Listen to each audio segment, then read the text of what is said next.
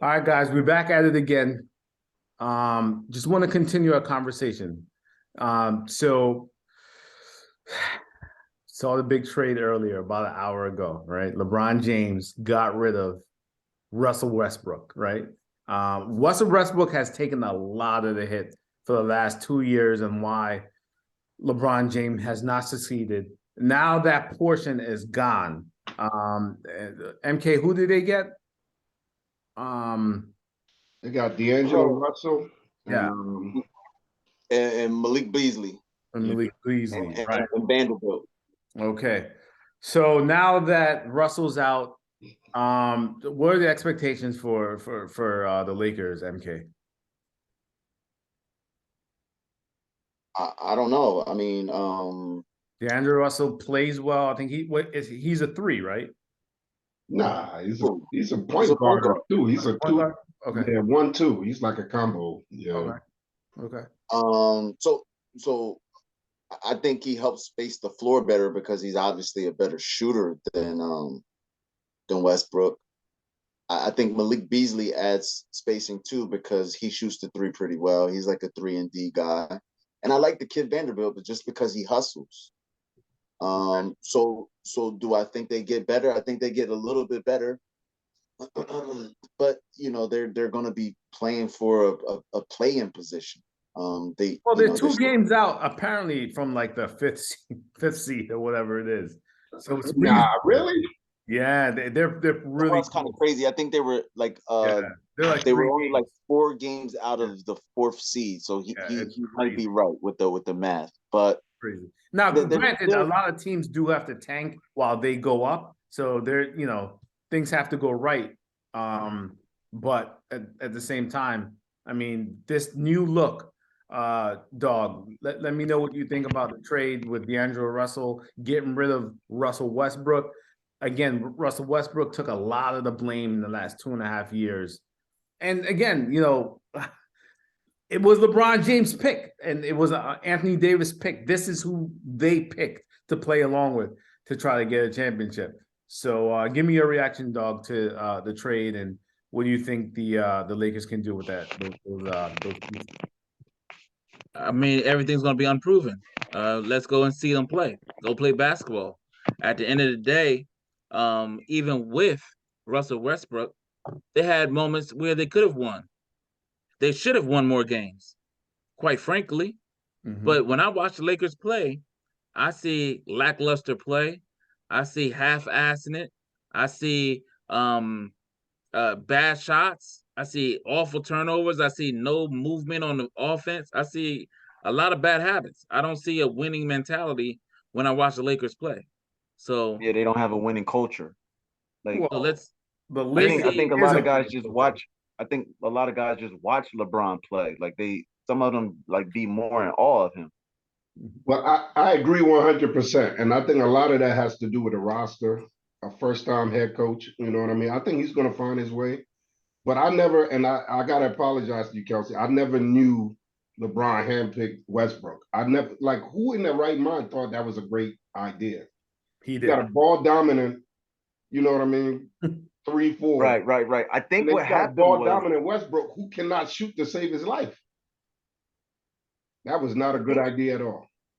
I think Westbrook and CP3 they came up at the same time, and I honestly thought that he would go with CP3 As an option? To me, what happened? As an option to come over to the Lakers? I didn't realize that. Yeah, because the same year that Westbrook was a free agent, CP3 contract was up.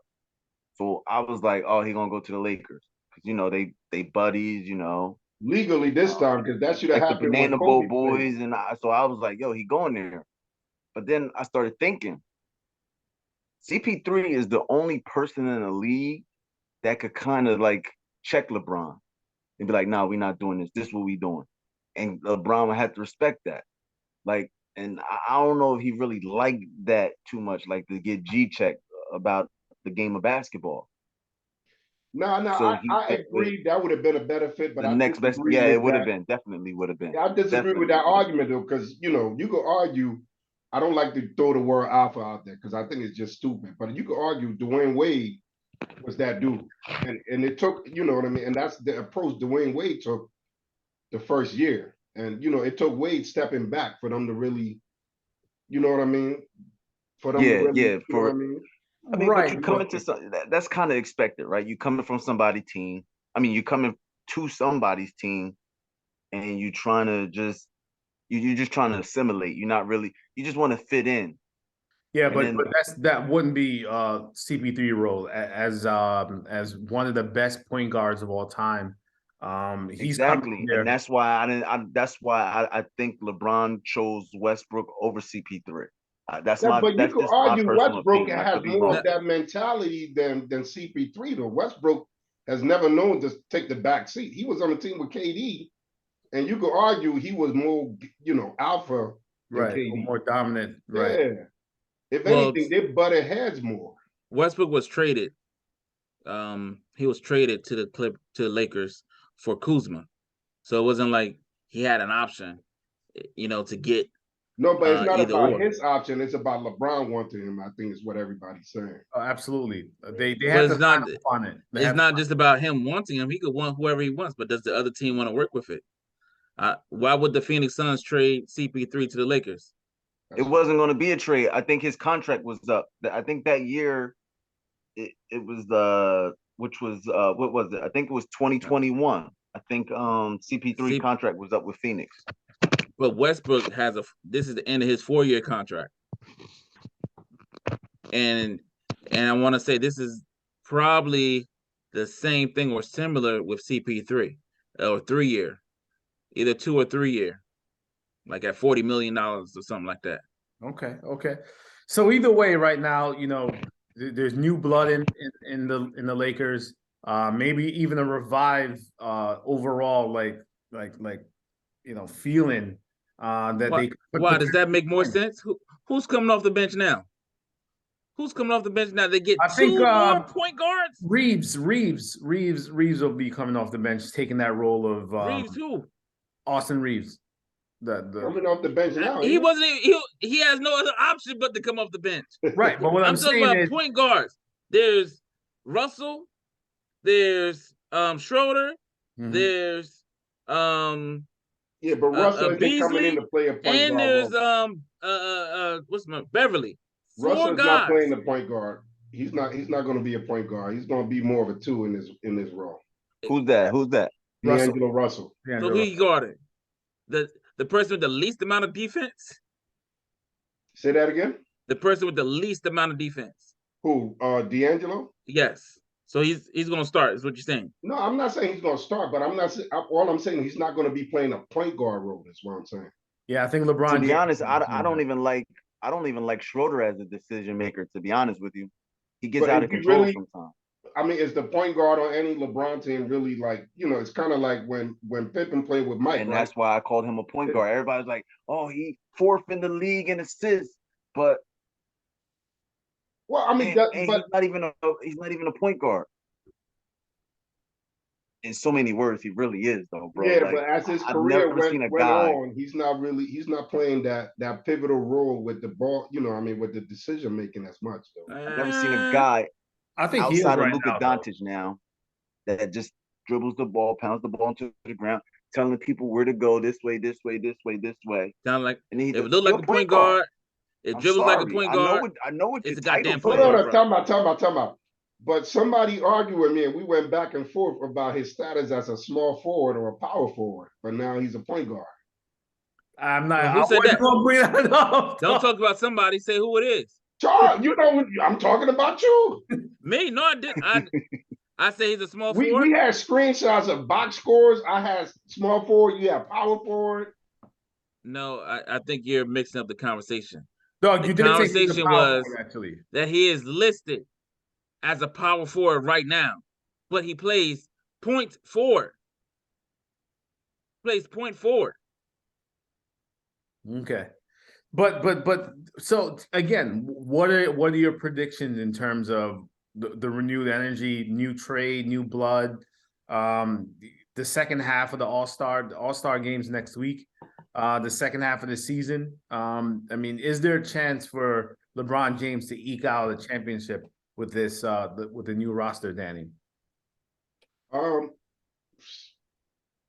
don't think so. And if not, who's in So, the way in the the way West? I would put it is like if this trade was made right before the season, you know, it would have been a much better trade for him. Who's in the way in the West? That's what I'm asking. Who's in the way in the West? Who's the obstacle that they need to hurdle over to get to the championship? I haven't given that much thought because I have to see them play as a team, right? The new roster or whatever. But I don't even, to be honest, I don't even think like the NBA has switched. I don't even think it kind of matters who come out the West anymore, unless the East beat up on each other that much in the playoffs. Where's Conley going? Mike Conley. No, he's going to Minnesota. Minnesota, right? Right. Yeah. And Westbrook's going to Minnesota also. Three-team trade. No, Westbrook's going to Utah. Utah. Yes. Okay, so he's not going to play another game. Oh, another game with the Lakers. With Utah, he's not going to play another game, most likely. Oh, are you saying it's going to be like an Iguodala situation? With, yeah, I think they're just going to scratch him or release him. They should hopefully jump on another team. Well, he's still a big name. I mean, he's going to put some butts in seats. To me, he's serviceable. I don't know what people talking about. Man plays hard. He may not be the best all-around player or whatever. He may not have a jump shot, but the dude plays hard. That. It's just the fit wasn't a right fit.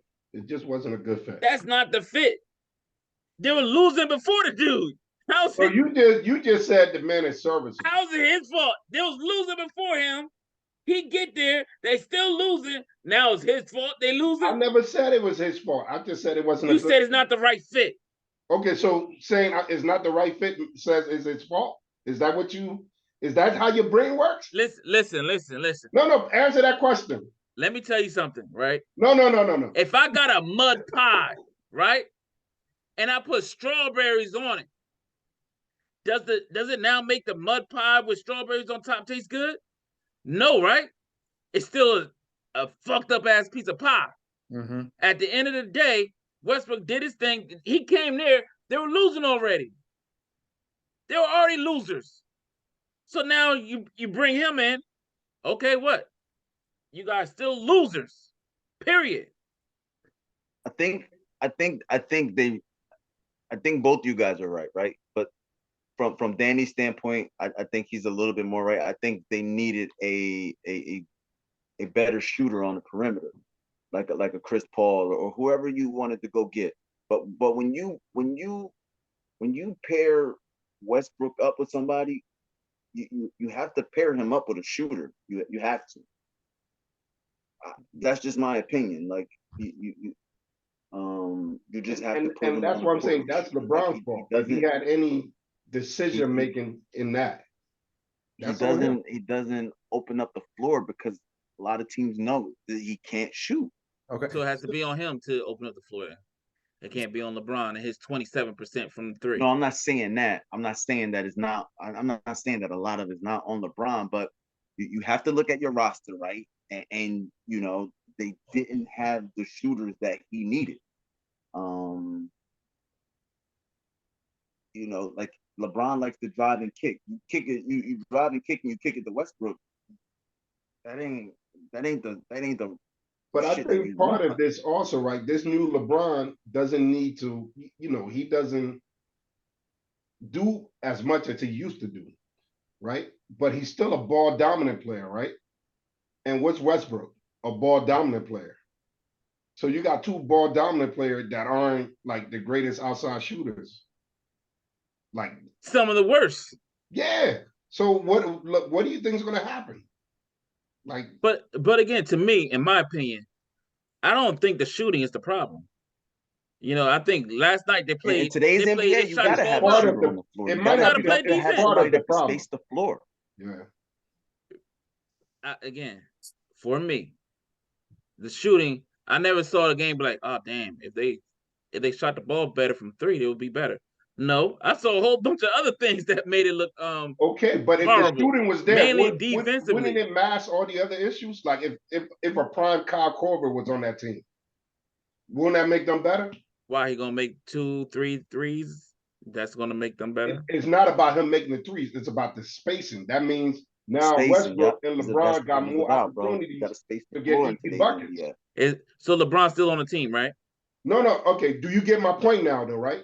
JJ Redick, when he was with the Sixers, is not about him tearing the league up with shooting threes, spacing.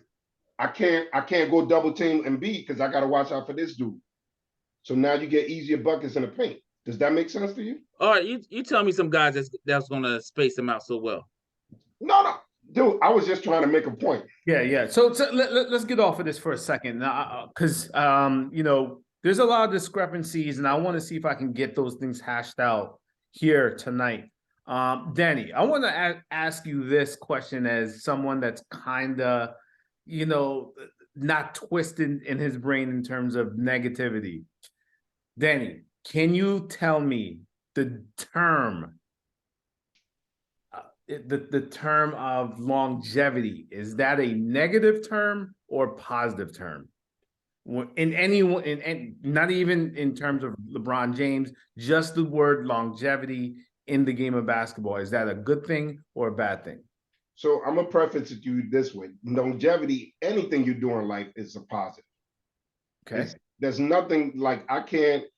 So I think where we differ is like if you want to bring longevity into the GOAT conversation, I don't think that's a good thing. I don't think it takes you over the top unless you guys were like neck and neck in terms of accomplishments. Then longevity might be like the tiebreaker. So for me, LeBron's longevity is historical. It's great, but if you want to bring it into the GOAT conversation, I don't think that takes him over Mike. Unless, like I said, unless you got 2-3 more championships to come where you play a pivotal role. So the reason I'm bringing this up is because I hear this a lot, that he's the longevity king. He's just the person that haters say that. Kevin Willis was celebrated not at some kind of superstar level, but remember this dude played until he was like, I want to say 42, 43, 44, and everybody was like, oh my God, that's great. But he was a journeyman, right? At the most. Now you got somebody like LeBron at 38 playing at a unbelievable level for his, you know what I mean? So I think if you already great and you can keep it going that long, that should be celebrated. Okay. So MK, let me ask you, longevity, is this a positive term or a negative term? I think it depends on the context in which it's used. Well, you already know who we're talking about here, right? There's only one longevity person that has. It's not only one. Like Danny just gave you one, Kevin Willis. Yeah, but Kevin Willis is not in the same stratosphere as LeBron James, right? No. But you don't have to be to compare. You don't have to be in the same stratosphere. You just have to play close to or as many years. Okay, Kobe Bryant, he played 20 years too. So no, but I think we're talking about the impact you had when you got older.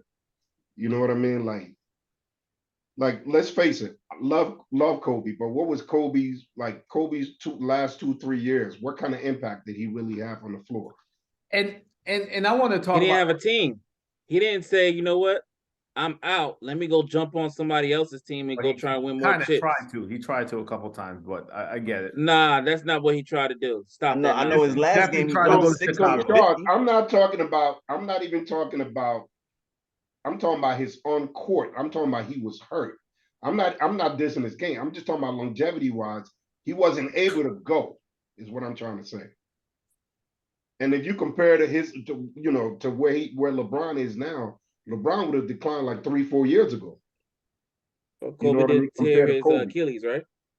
That's what. I think I don't think Kobe would have went more though. Like he would have from 19. He came into the league in '96 and he exited the league in 2016. I don't think he would have played any more than that, especially if he had no hope for championships. LeBron doesn't seem to have any hopes for championship, but he still wants to run. So if he didn't get hurt, who knows what would have happened? No, so you don't think he has hopes for championship? I think he do. I just don't think he's going about it the right way, or I think it's more like he just want to be in LA. I don't, like I said, he would never be in the GOAT conversation for me. I respect everything he does, but I don't think he was never. You said, say that again. No, I don't think I will ever put him. You're talking about he doesn't want. I think he does want championships. Right. You know what I mean? But I think at the same time, like, Mike is on a different level. I think it's unfair for us to like really compare him to Mike because of what Mike did. Okay. You And know. and Doug, I want to give you the chance on defining longevity. Is that a negative thing or a positive thing? It's a positive thing, to play in the league 20 years. That shows that, number one, you're coming into work and you're respected by your colleagues, you're respected by front offices, and you have friendships within both. So it's a positive thing. Right. So the point I'm trying to get to is that LeBron James has paid the last 20 years. He's just surpassed Kareem Abdul-Jabbar, and he's to be celebrated. Like, I don't have him as the GOAT. Unrealistically, you have him number, 7 through 10. I have him at 9. Which is outrageous. I mean, but he's consistent. He's been at 9 for, consistent. No, Danny. I'm saying he joined the chat late. He was at number 6. I think the Heat pushed him 2019 was the last time I had him in the conversation between 6 through 9. Right, and then he just because he pushed them to 6 games, he dropped them to number 9. Oh, in the bubble because of it was outrageous. It was outrageous. It was outrageous because Jimmy cooked them. Jimmy did not by himself. Jimmy had by himself. He did not cook LeBron James. See, this is where we go back and forth. So Spoelstra is like an all-time great coach, right? But it was Jimmy. It was only Jimmy that cooked him. He's the one out there working, right? Okay. Dropping. No. But 30, I respect 30-point triple double. I get it.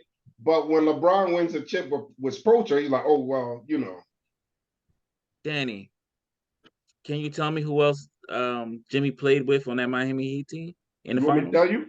Yeah, can you tell me who he played with? First of all, the GOAT, when we talk about older players, Udonis Haslem.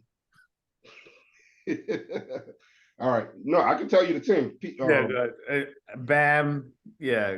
Bam Adebayo. He played only like 3 games. Who's the I don't want to use the term, but who's the boy from Kentucky that dog said was going to be top? Tyler Hero.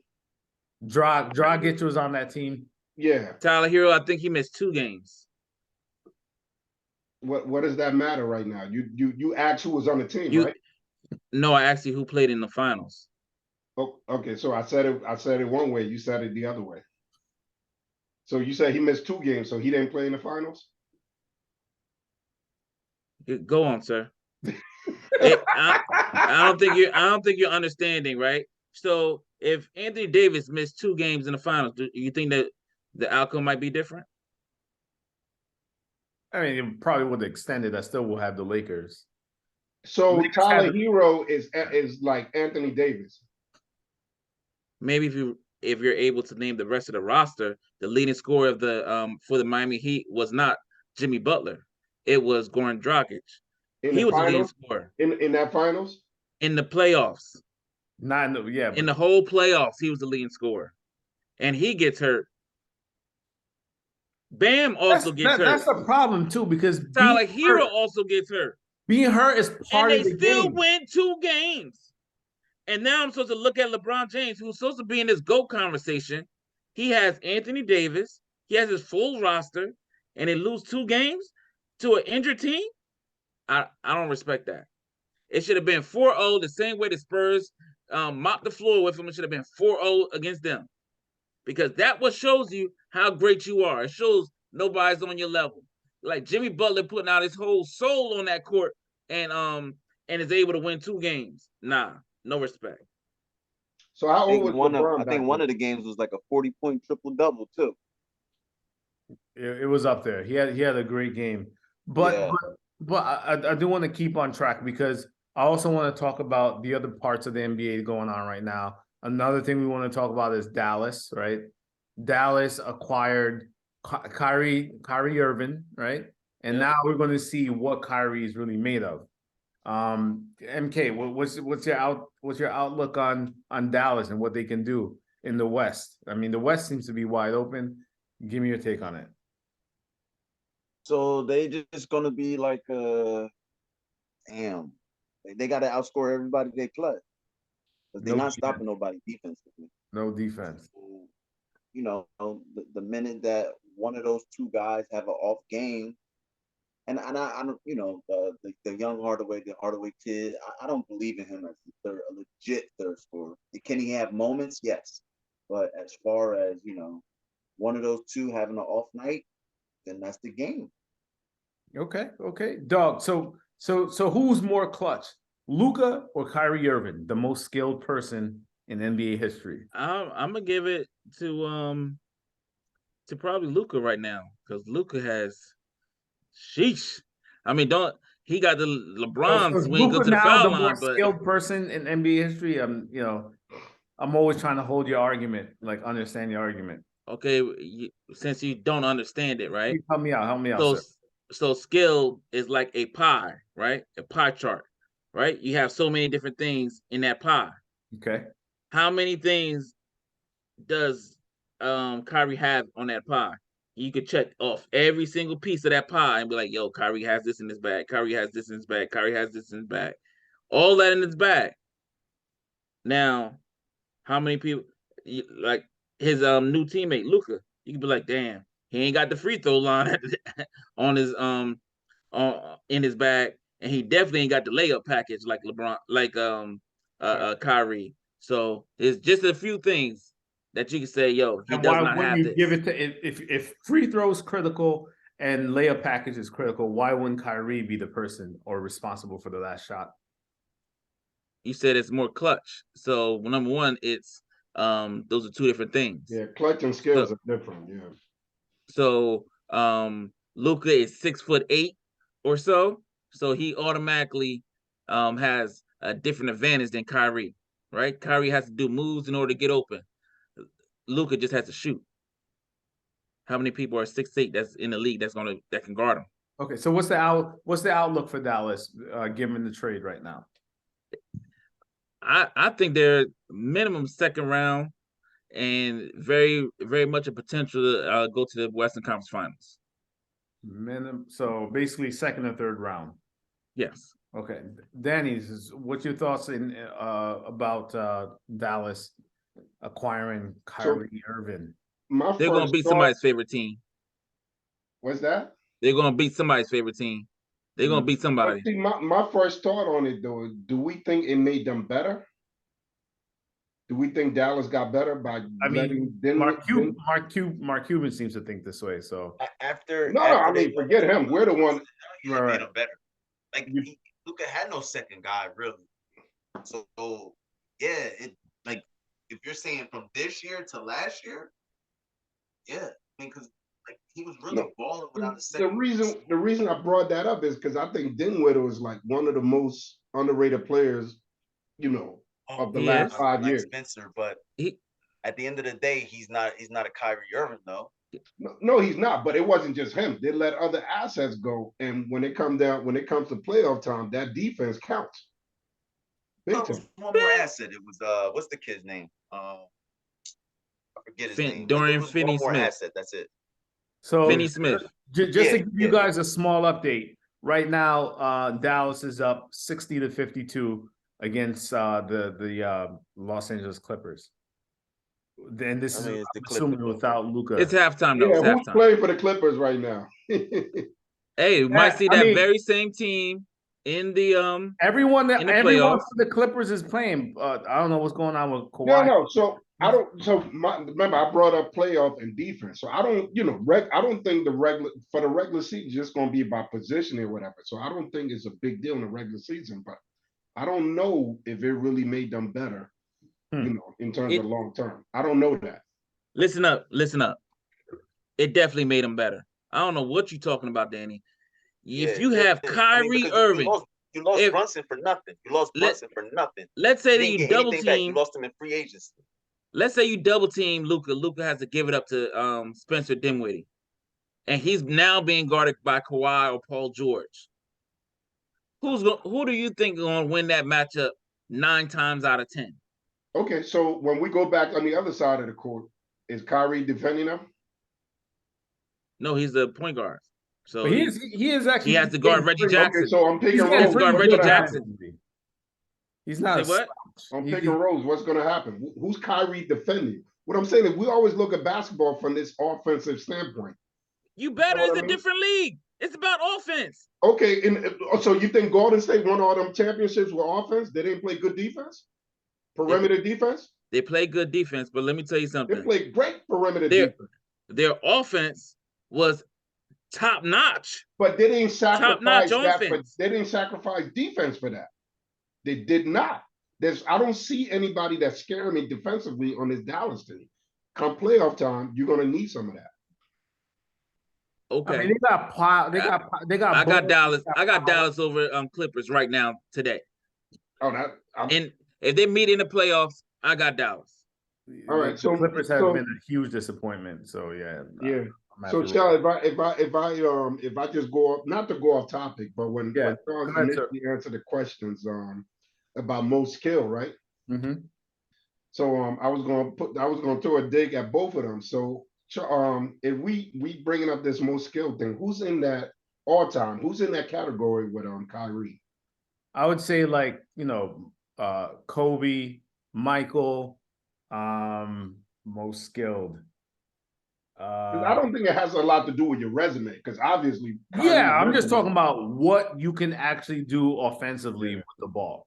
I wouldn't, Mike. I could see that. I wouldn't, but I was thinking more like definitely. I was thinking more like another underachiever, like a Vince Carter kind of thing. Would you put him up there, dog, as a most skilled player? He definitely is. Okay. He definitely is. Because when I think about that, I think about players who can do a little bit of everything. You know what I mean? Don't have a glaring weakness, but they might not get you over the hill all the time. Well, I'm not going to say that part, because obviously Kyrie Irving got LeBron over the hill, right? So that's not necessarily. LeBron never won. I mean, he get one big shot and he scored some points, but I mean, sure. Yeah. I mean, sure. Did he get him over the hill? Yes or no? Last time I checked, I saw the finals. Last time I checked, I never seen Kyrie sniff the finals, outside of playing with LeBron. But I might be wrong, You tell me. And LeBron got there once since then. I mean, he won it. It's not just like I said. Anyway, I don't want to go too far off, but I'm just trying to fit, because I think that's even more opinion based than a ghost conversation, because you know what I mean. I think so. It's funny you said you did not have Kobe Bryant as one of the skilled players. Who? No, because I don't think Kobe never shot at a high enough percentage for me. He definitely did from three. Yeah, all around. You could make him though. Kobe was as clutch as hell, but you know what I mean. Kobe was more volume than I would argue. No, that's not an argument. That's a number thing. I'm talking about if you look at the numbers. He not smelling the 50, 40, 90. Yeah. So I'm not going to make this subjective. I'm just talking about if you want to base it on, efficiency. 50, 40, 90, 50. By the way, 40, 90. That's a big misnomer, because he only played like 40 games that year. He's only done it once, and he only played like 40 He played more than 40 games. He played more than 40 games. Stop. Pull it up. I can guarantee you he only played like 42 games or some crazy. It was a shortened season. I get all that. But because I think this was the lockout season, the COVID season, when he shot 50, 40, 90.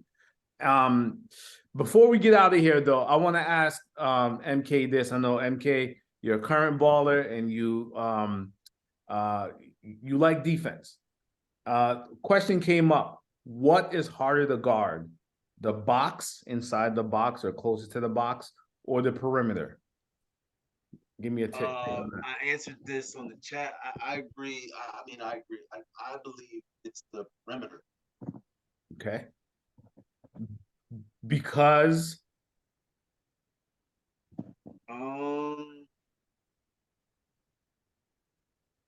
just because the way these guys dribble today, their athleticism.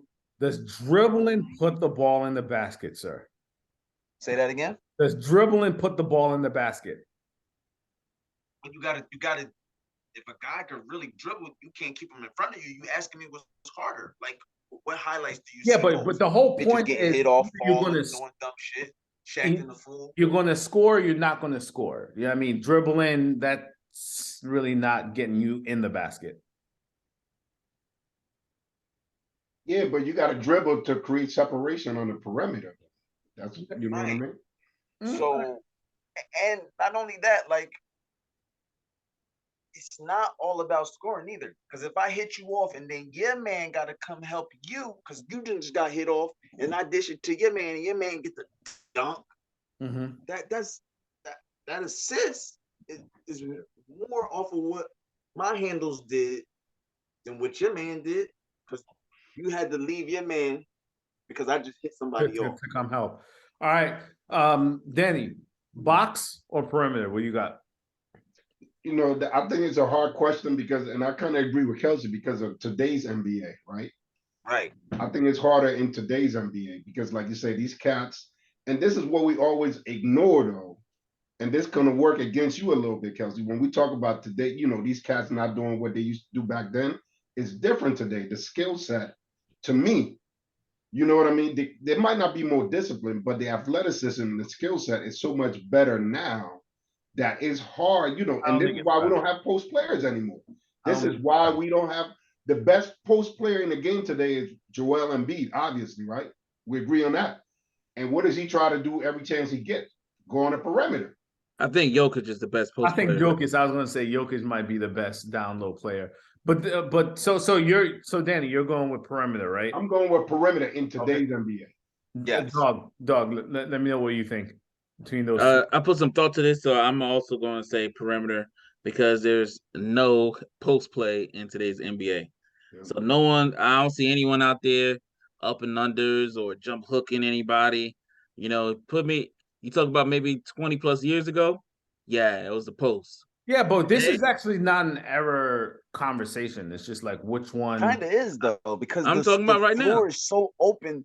That's where everything is happening on the perimeter. There's nobody posting up. So if you get past your man, you ain't got to worry about no 7-foot center. You ain't got to worry about no shot blocker like that. Like you can really. And I don't want to get into the error conversation, but think about it. John Morant get to the rim and be on posters all the time, bro, because the floor is so spread. Charles Oakley, them dudes, that would have never happened back in the day.